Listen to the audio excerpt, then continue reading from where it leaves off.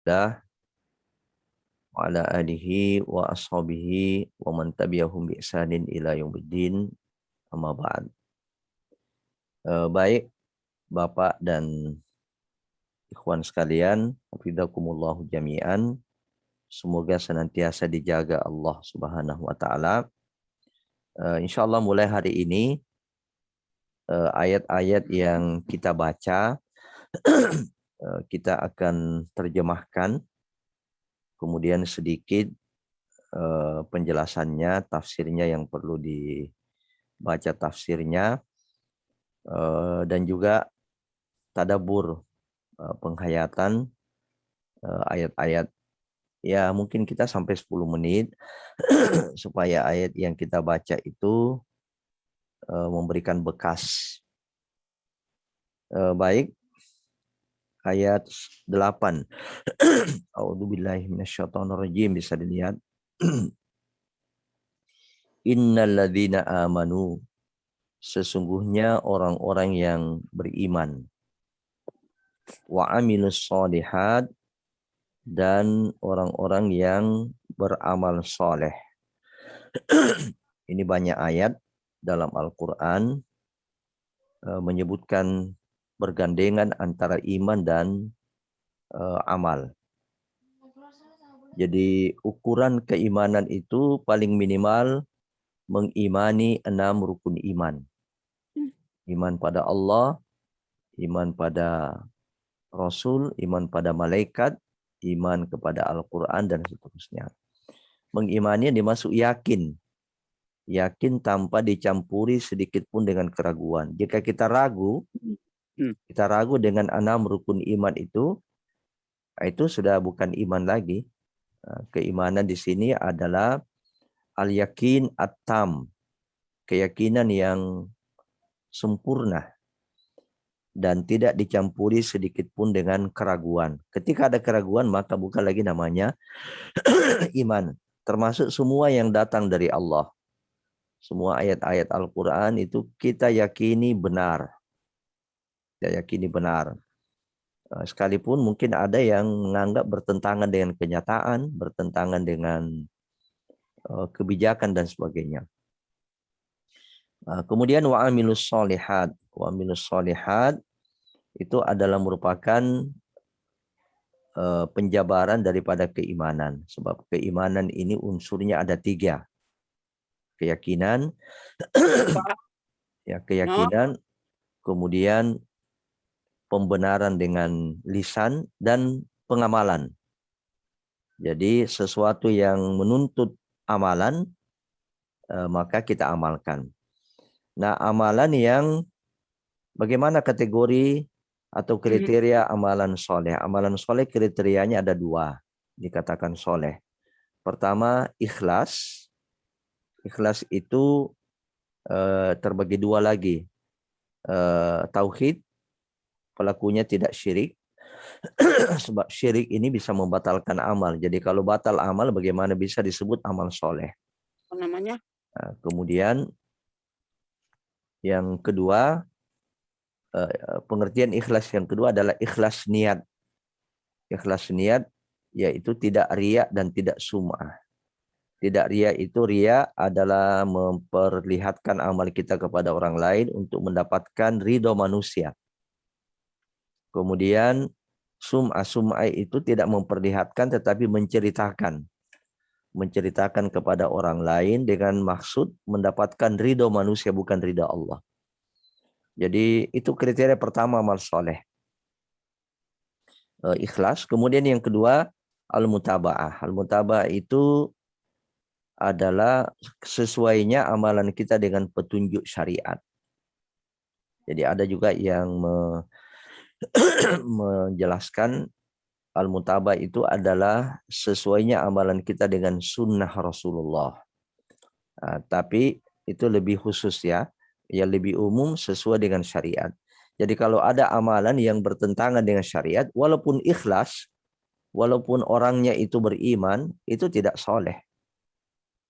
Ya, misalnya pelakunya itu beriman, kemudian ikhlas Ya, ikhlas mau membantu orang lain tapi dengan jalan mencuri, mencopet. Jadi ada orang yang mau butuh biaya rumah sakit, kemudian karena dia tidak punya biaya, dia mencopet. Nah, dia melakukan itu orang beriman, dia meyakini 6 rukun iman itu, meyakini Al-Qur'an. Kemudian dia ikhlas. Ikhlas itu betul-betul ridho Allah yang dia cari untuk menolong orang. Tapi caranya dia mencopet. Nah, itu tidak sesuai dengan syariat. Jadi semua amalan yang bertentangan dengan syariat itu tidak soleh namanya. Bukan amal soleh. Nah, orang yang beriman dan beramal soleh ini, lahum bagi mereka jannatun na'im. Surga yang penuh dengan kenikmatan. Itu sudah pasti. Nanti ada di bawahnya itu wa'dallahi haqqa, itu janji Allah. Janji Allah itu benar. Itu ya. Khalidina fiha. Di dalam surga itu mereka akan kekal. Khalidina, kekal, fiha, di dalam surga. Wa'dallahi haqqa, janji Allah benar. Jadi Allah itu tidak pernah menyelisihi janjinya. Silakan catat semua janji-janji Allah dalam Al-Quran. Pasti Allah tidak akan ingkari itu. Baik di dunia maupun di akhirat. Ya, beda dengan janji manusia. Nah, kalau kita ini mau mencatat janji-janjinya orang, tunggu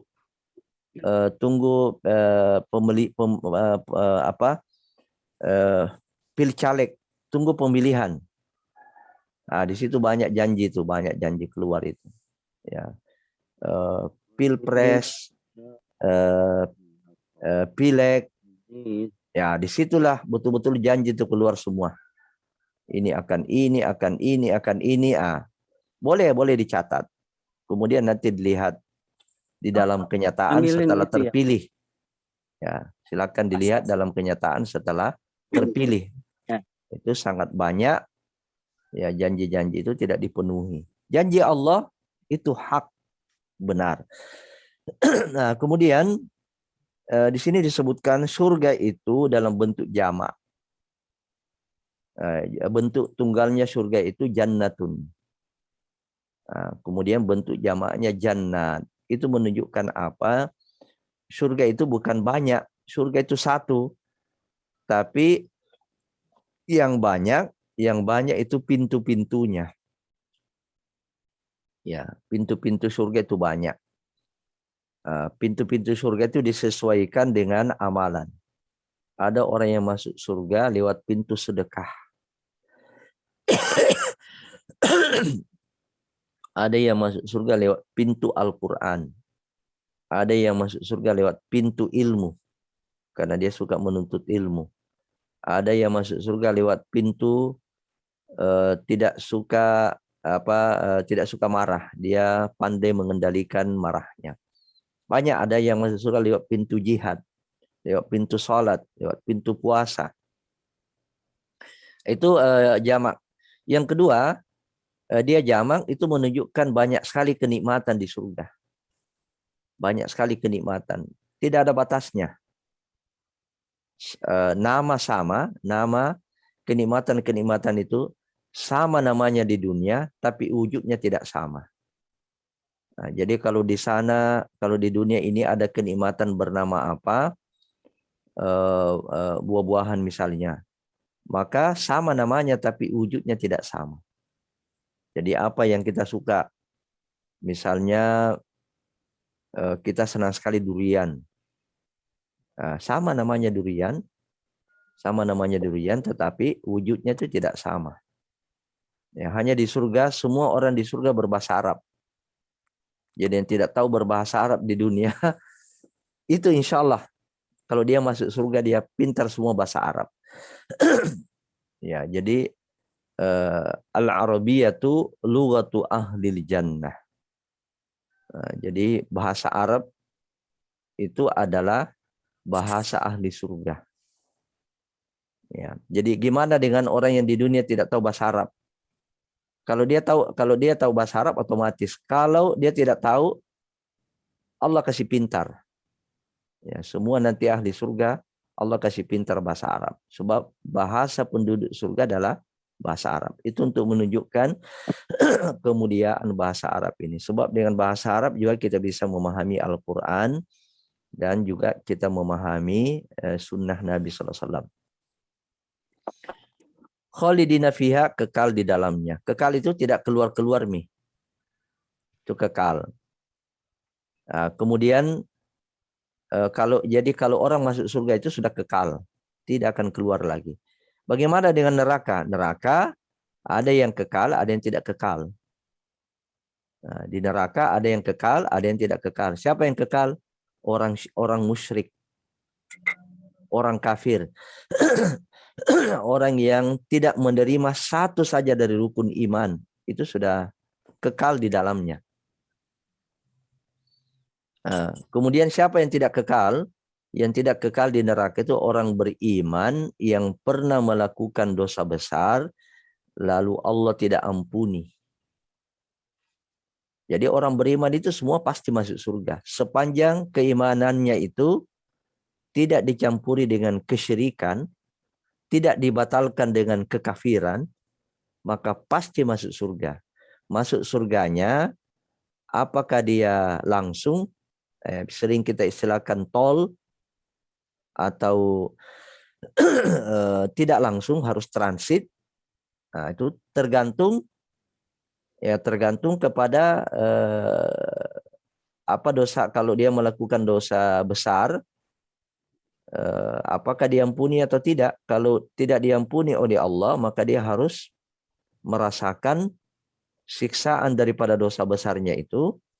Kemudian nanti setelah mengalami penyiksaan di neraka baru dimasukkan ke surga. Ya. Belum bangun. Ya. Wa huwal azizul hakim. Itu sifat Allah dan dia al-aziz, maha perkasa. Mohon suaranya dulu. Saya tutup dulu ya. Ada yang biasa jalankan di sini. Ini saya kasih co-host. Atau sebentar karena ini agak lambat. Baik. Wa huwa, dan dia Allah Al-Aziz, Al-Hakim, itu dua nama dan sifat Allah. Jadi semua nama-nama Allah itu menunjukkan sifatnya. Ini nama Allah ini masuk Asmaul Husna. Al-Aziz, Al-Hakim.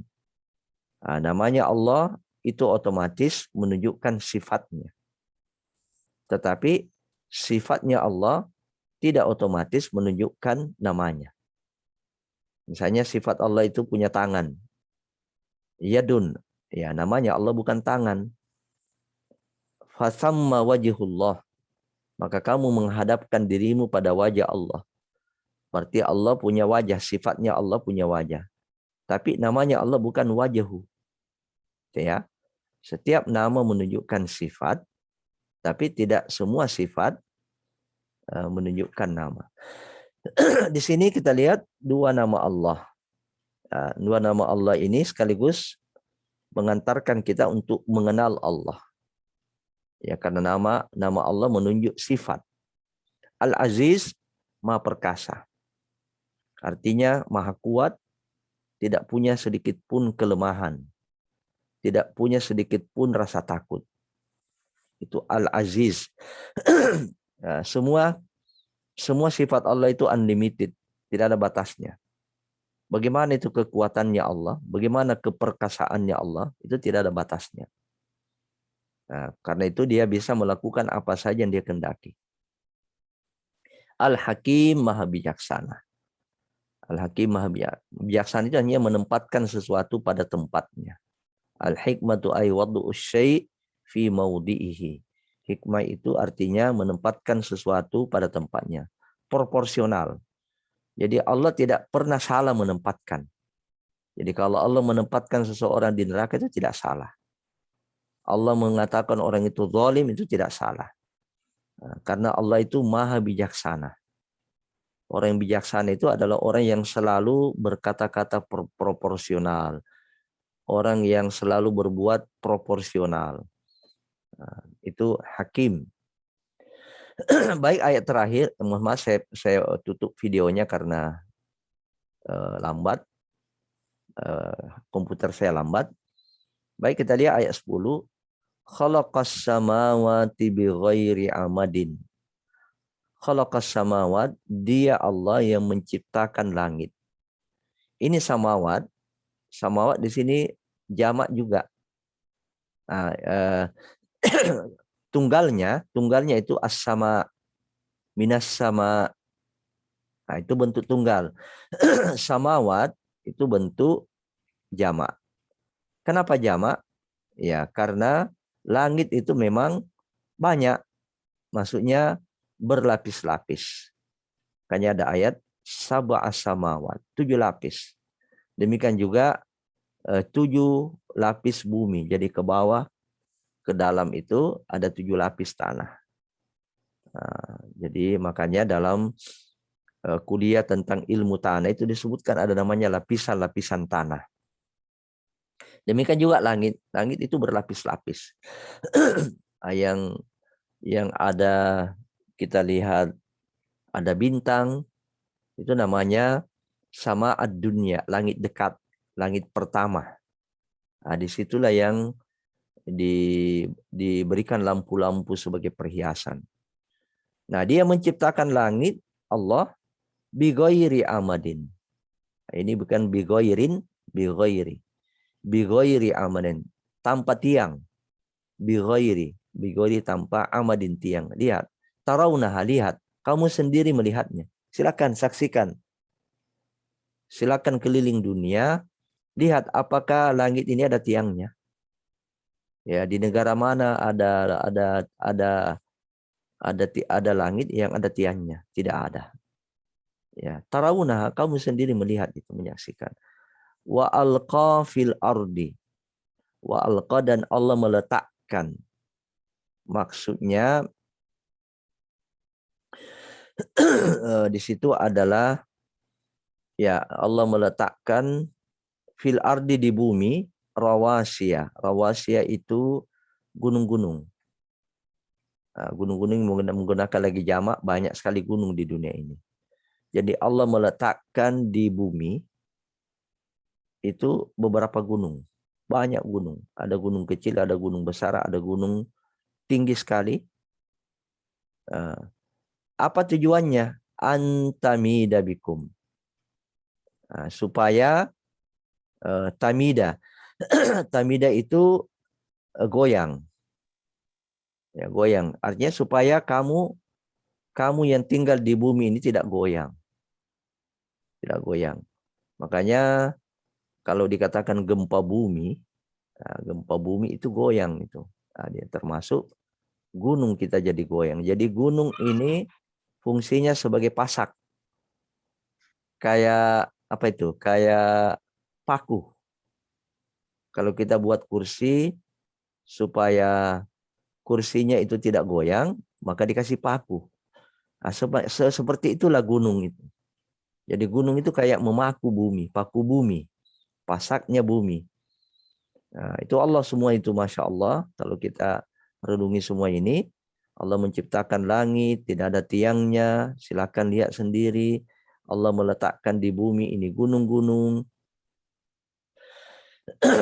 supaya kamu tidak goyang. Wabassa fiha, dan Allah menumbuhkan. Jadi, bassa itu artinya menumbuhkan, mengembangkan, mengembangbiakkan. Ya. Fiha, di dalam bumi itu, min kulli dabbah. Dabbah itu binatang melata. Jadi Allah mengembangbiakkan, ya. Allah menghidupkan, menjamin rezekinya. Masya Allah, binatang-binatang itu tidak ada istilah ASN, tidak ada istilah pengusaha, tapi dia hidup. Itu menunjukkan bahwa Allah menjamin semua rezeki makhluknya di dunia ini, termasuk manusia. Jadi manusia ini tidak hidup, tidak ada yang hidup tanpa jatah rezeki. Dan Allah tidak akan mematikan seseorang sampai semua rezekinya itu, ya semua rezekinya itu diberikan. Nah, karena itu ada pandemi, tidak ada pandemi, insya Allah Allah bakal kasih rezeki. Ya, berusaha saja. Ya, berusaha saja. Nah, hanya memang Allah memberikan rezeki itu ada yang dilapangkan, ada yang diluaskan. Ya, supaya manusia bisa menerima dengan akal sehat, kadang-kadang itu Allah memberikan sebab. Nah, ini mungkinlah hikmah daripada pandemi ini supaya manusia bisa paham, oh kenapa sempit rezekinya? Oh karena ada PPKM. Ya, sehingga sulit. Itu supaya masuk akal. Sebenarnya biar tidak ada PPKM, ya, ada orang yang memang disempitkan rezekinya. Dia berusaha ke sana kemari, memang sudah begitulah dia. Dan itu kita harus terima. Sebab ada hikmahnya, boleh jadi orang yang lapang rezekinya, dia lapang juga berbuat dosa. Itu yang kita harus pahami, bahwa Allah melapangkan rezekinya orang, Allah menyempitkan rezekinya orang, itu ada hikmahnya. Dilapangkan supaya apa? Supaya dia punya peluang untuk banyak berbuat bersedekah, banyak menolong orang lain. Ya, sebab wa fi amwalihim haqqun lis-sa'ili wal mahrum. Pada harta-harta kita itu ada hak orang lain. Jadi artinya jangan kita menganggap semua harta yang kita usahakan itu milik kita. Ada haknya orang di situ. Haknya orang miskin, haknya orang fakir, haknya dakwah, haknya agama. Karena ada namanya wajahidu bi amwalikum wa anfusikum. Berjihadlah dengan jiwamu dan hartamu. Jadi Allah mengembangbiakkan itu berbagai binatang-binatang melata dengan kekuasaannya. Wa anzalna, dan menurunkan, dan kami menurunkan minas sama. Nah, di sini menggunakan bentuk tunggal. Karena turunnya langit itu hanya dari langit yang dekat. Nah, ini secara ilmiah itu bisa dijelaskan ya. Bagaimana proses terjadinya hujan itu. Nah, itu kan dia interaksinya dengan langit yang dekat, lapisan pertama, bukan dengan langit kedua. Sebab jarak satu langit dengan langit berikutnya itu ratusan kilometer. Ya, jangan dianggap lapisannya itu ukurannya 10 meter 10 meter, tidak. Itu ratusan kilometer. Nah, makanya di sini digunakan bentuk tunggal sebab tempat turunnya Allah menurunkan hujan itu dari langit pertama, langit yang dekat yang ada bintang-bintangnya itu. Ma'an, air, maksudnya hujan. Fa'ambatna, lalu kami menumbuhkan fiha, di dalam bumi itu, min kulli, dari setiap maksudnya di sini min kulli, dari setiap tumbuh-tumbuhan. Zaujin karim, kalau zaujin ini artinya sebenarnya jenis zauj. Kalau laki-laki ya gender. Apa kalau manusia gender? Itu zauj. Zauj itu gender. Ya, di sini maknanya adalah jenis. Fa'ambatna, maka kami menumbuhkan fiha, di dalam bumi itu, dengan air hujan tadi, mingkuli, dari setiap zaujin, jenis. Ya, jenis karim, karimatnya baik, tumbuh-tumbuhan yang baik. Nah, ini proses, ya, prosesnya itu kadang-kadang orang terpaku pada proses, tidak melihat siapa yang memproses itu. Nah, jadi ini fenomena langit, bumi, kemudian apa yang terjadi di dalamnya, itu sebuah proses. Ya, sebuah proses yang kadang-kadang kita lupa siapa yang memproses itu. Ya, ini tentu bukan pekerjaan manusia, tapi ini adalah pekerjaan Allah, fi'liyah Allah Subhanahu wa taala dengan kekuasaannya. Baik, ya, kita lanjut sedikit lagi dengan materi yang terstruktur itu. Oh ya, saya tarik dulu ini masuk ke ruangan Pak, yang keluar dari ruangan ini.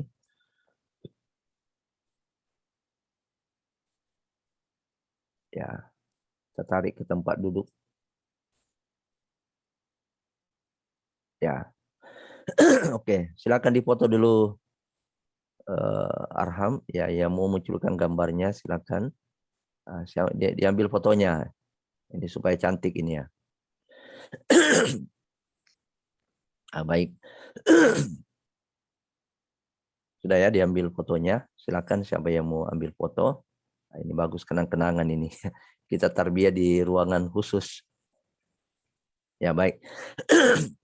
Saya akan sambung sedikit.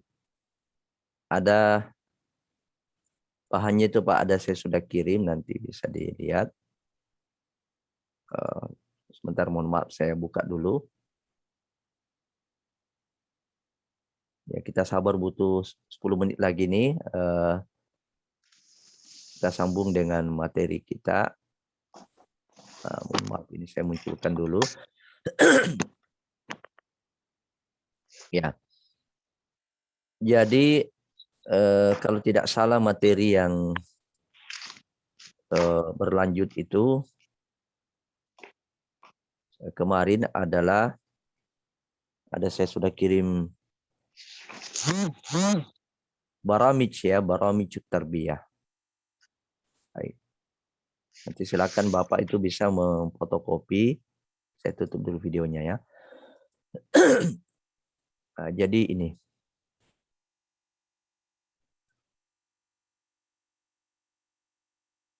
Tarbiyah ini ruang lingkupnya itu ada 3. Jadi ini mahawirut tarbiyah wa baramijuha. Ruang lingkup tarbiyah. Tarbiyah ini istilah lain daripada belajar Islam intensif. Belajar Islam terstruktur. Jadi ini ruang lingkupnya ada 3. Ada tarbiyah ruhiyah, pembinaan atau pendidikan rohani. Kemudian ada at-tarbiyah ats-tsaqafiyah, pendidikan intelektualitas atau akal.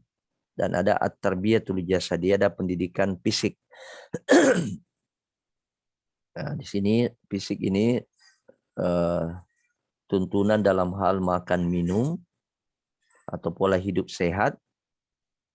Kemudian bagaimana menjaga kesehatan dan olahraga. Ini yang dimaksud di sini at-tarbiyah al-jasadiyah. Makanya di sini peran dokter juga di sini untuk bagaimana memelihara tubuh agar sehat dan kuat.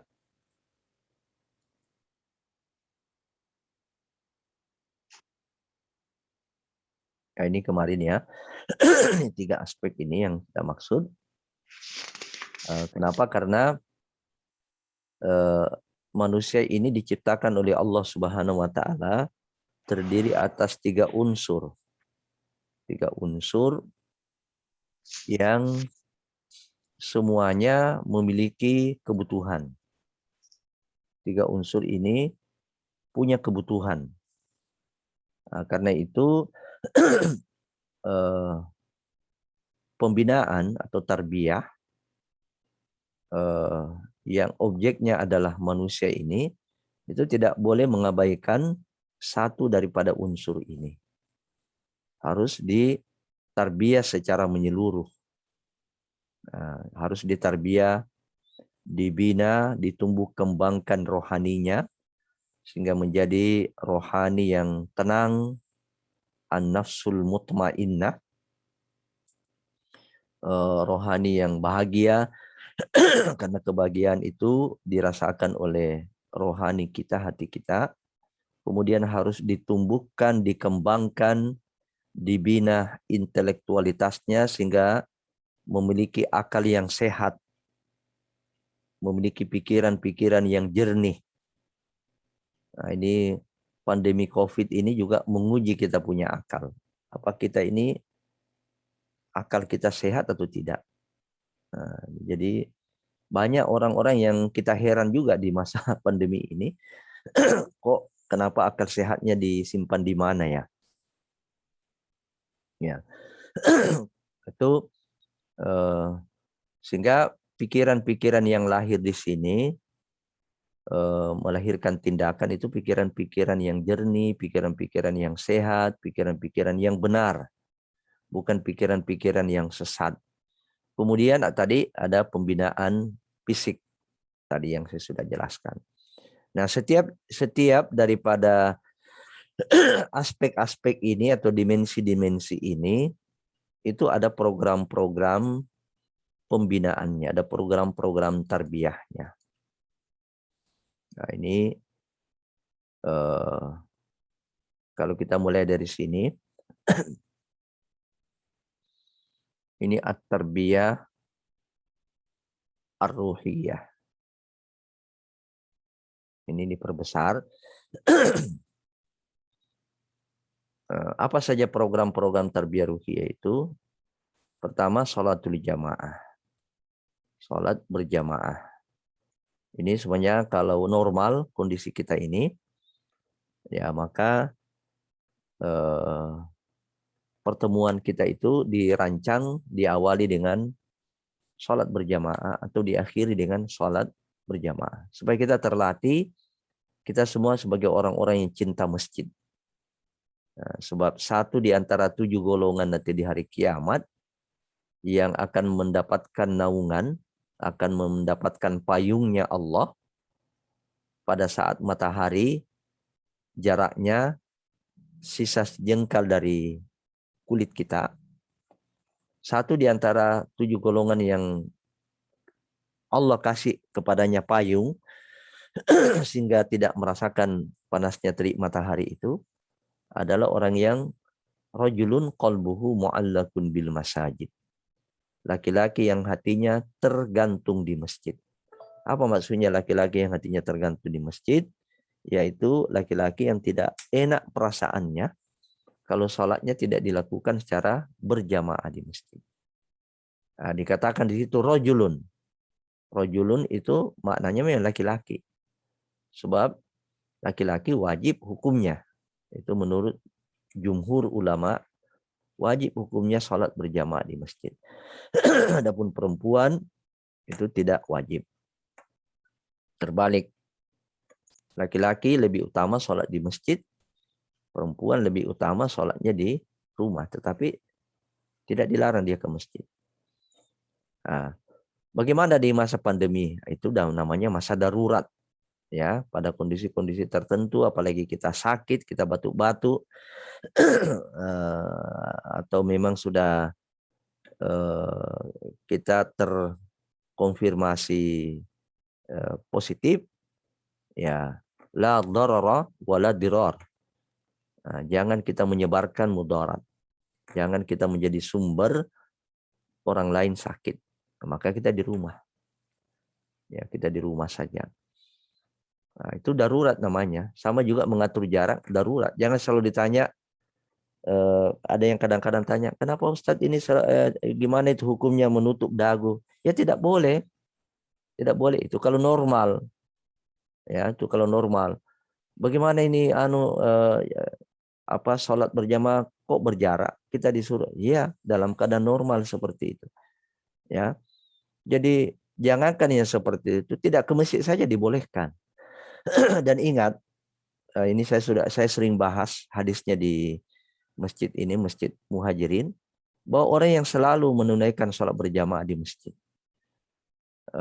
kemudian karena dia sakit dan orang yang bersafar, kemudian ketika dia mukim sholatnya itu sempurna rakaatnya, kemudian dia safar, dia harus mengqasar, menyingkat, dia harus menyatukan 2 waktu menjamak. Bagaimana itu? Bagaimana pahalanya? Sama, pahalanya sama. Ya, jadi tidak usah khawatir salat safar, salat musafir, mengqasar, menjamak, pahalanya sama dengan yang dikerjakan sempurna. Karena memang begitu sunnahnya. Bagaimana pahalanya orang yang karena sakit, karena ada halangan dia tidak ke masjid, sama pahalanya. Ya, itu hadis riwayat Imam Bukhari. Ya, sama, dicatat pahalanya sama. Ya. Kenapa? Karena dia ada darurat, ada ilat, ada sebab yang menyebabkan tidak bisa melaksanakan sempurna. Yang tidak sama pahalanya kalau memang dalam kondisi normal dia mampu sholat di masjid, kemudian dia sholat di rumah, pahalanya beda. Kemudian ada program pembelajaran tahsinul qiraah. Inilah yang kita lakukan selama ini, ya, dengan SOP yang kita sebutkan tadi itu. Supaya terus ada peningkatan bacaan kita, mohon bacaan yang kita tunjuk itu diulang-ulang dulu, diulang-ulang di rumah, sehingga nanti kita tidak lagi pada tersendat bacaan, tapi nanti kalau ada perbaikan diperbaiki. Kemudian taujihat al-murabbi. Jadi ini ada 3 rukun tarbiyah itu yang mungkin saya belum jelaskan. 3 rukun tarbiyah. Ada namanya murabbi, ada namanya mutarabbi, kemudian ada namanya manhaj. Murabbi itu artinya guru. Ini istilah khusus pada tarbiyah, murabbi. Mutarabbi itu murid. Manhaj itu kurikulum. Ya, manhaj itu adalah kurikulum. Jadi tarbiyah ini juga punya kurikulum sebenarnya. Ya, hanya ya dalam kondisi-kondisi terbatas tidak semuanya bisa kita jalankan. Atau jihad murabbi ini artinya arahan-arahan. Ada arahan-arahan dari murabbi, kadang-kadang diselipkan di penyajian materi. Ada mawad fi tazkiyatin nafs, ada materi-materi tentang pembinaan jiwa. Itu tadi tarbiyah ruhiyah ini. Ada materi-materi tentang itu, nanti insya Allah kita selang-selingi. Ini buku yang kita pakai ini Minhajul Qasidin. Itu sebenarnya adalah buku ringkasan dan seleksi dari Ihya Ulumuddinnya Imam Ghazali. Diringkas, kemudian disaring di situ hadis-hadisnya, lahirlah judul namanya Minhajul Qasidin. Boleh nanti yang ke toko buku bisa cari-cari terjemahannya. Jadi semua kewajiban-kewajiban di situ dibahas dari sisi pendekatan pembinaan rohani. Jadi seperti sholat, bagaimana dari sisi takbir itu, bagaimana sisi rohaniyahnya. Sedekah bagaimana dari sisi rohaniyahnya. Haji dari sisi rohaniyahnya. Kemudian ada ziyaratun akhawiyah. Ziyaratun akhawiyah ini artinya ziarah persaudaraan, mengunjungi saudara-saudara kita yang tertimpa musibah.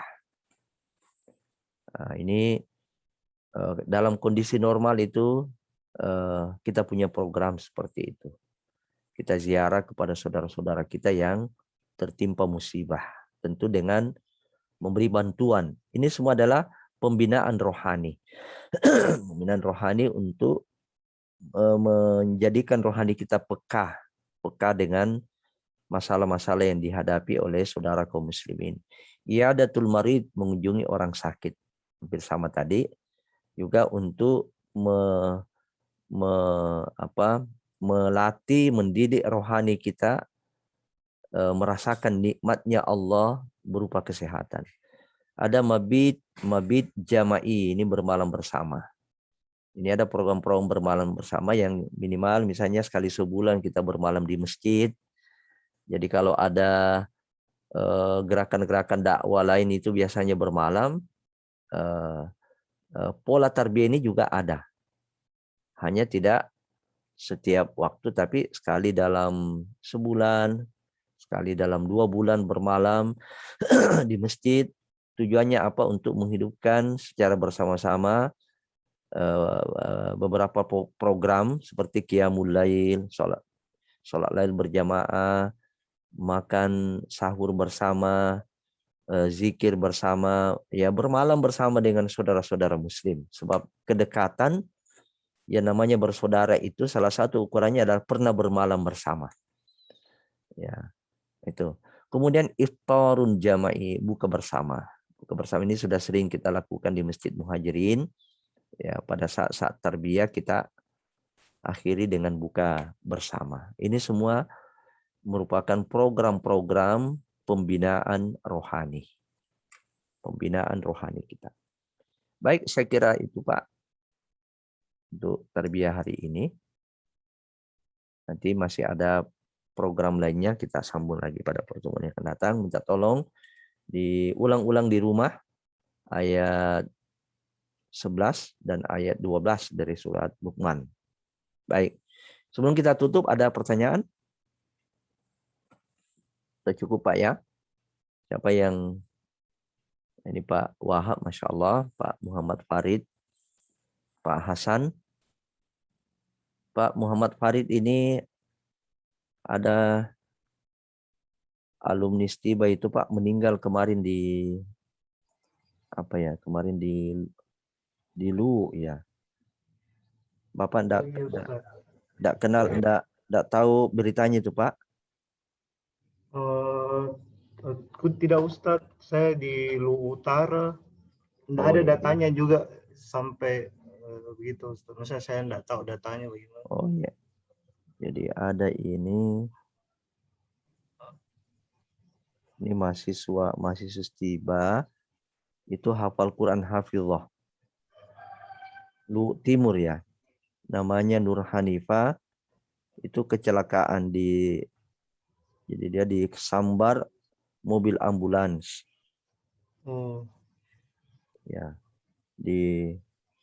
Meninggalnya di Lu Timur Ustadz atau di Timur ya, Lu Timur. iya, Lu Timur. Perawatan ini ICU Rumah Sakit Lagaligo, Wotu Lu Timur. Lu Timur ya. itu Ustadz. Di Wotu ya. Ustadz. Di Wotu. Iya. Ya, beliau meninggal ini pulang dari habis mengecek hafalannya santrinya itu. Ya Pak Abu Salim, Pak Darwis, Pak Bahtiar ya, Pak Ilham, sehat-sehat semua Pak ya, Pak Makmun, Pak Ahsan, Pak Endin, Pak Muhammad Arham, Mikdad, bagaimana Mikdad ini sudah swipe Mikdad? Karena ini ananda kita ini putranya Ustadz Ihsan Zainuddin. Ya, ibunya positif. Ya, jadi semua di swipe. Gimana, Mikdad? Iya, Ustaz. Sudah swipe? Sudah, Ustaz. Alhamdulillah negatif, Ji. Negatif ya. Kalau Abah gimana? Negatif juga, Ustaz. Alhamdulillah ya. Jadi tidak ada yang lain positif? Tidak ada, Ji? Iya. Oh, ya. Tidak ada. Alhamdulillah. Berarti Ibu Umi isoman di mana? Di rumah, Ustaz. Rumah dia ya. Syafahullah subhanahu ya. Pak Mustaqim, Pak Mufti, Pak Ahsan, Pak Abdul Hamid, Pak Adnan, Pak Dr. Zulfikar, Pak Tahir, Pak Adnan ya. Masih ada yang saya belum sebut.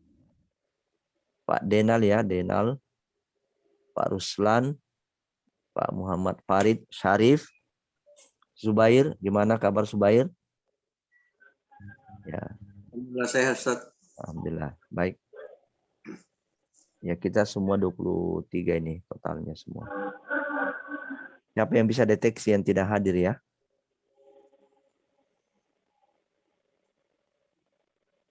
Pak Musi izin Ustaz. Oh iya Pak Musi memang izin ya. Kita berapa semua ini? 29. Oh berarti ada berapa yang 23, berarti ada 6 yang tidak hadir ya. Baik, sudah diambil fotonya. Iya Ustaz. Oke ya, nanti dikirim ya. Boleh dimunculkan semua gambarnya. Kemudian difoto ulang ya, saya mau foto. Boleh dimunculkan semua gambarnya. Ya, ini Masya Allah. Ya, 1, 2, 3. Oke. Baik Pak ya. Syukuran kita akhiri. Subhanakallahumma bihamdik asyhadu an la ilaha illa anta astaghfiruka wa atubu ilaik. Wassalamualaikum warahmatullahi wabarakatuh.